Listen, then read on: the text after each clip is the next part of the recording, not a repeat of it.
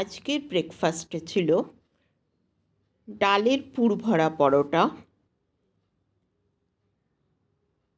এমন ফুলকো ফুলকো পরোটা সকালের জলখাবারে খেতে আমার দারুণ লাগে। সাথে একটি রেসিপি ছিল, এটা হচ্ছে সুজি চিনি ভাজা। এটা আপনারা ঘি দিয়েও করতে পারেন, তবে আমি তেল দিয়েই করেছি, সাদা তেলে।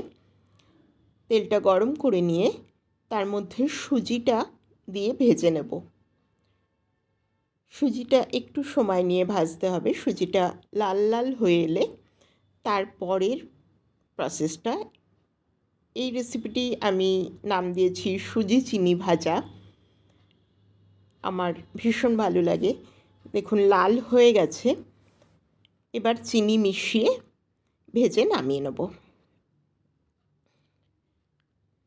আর সাথে ছিল আলুর চচ্চড়ি।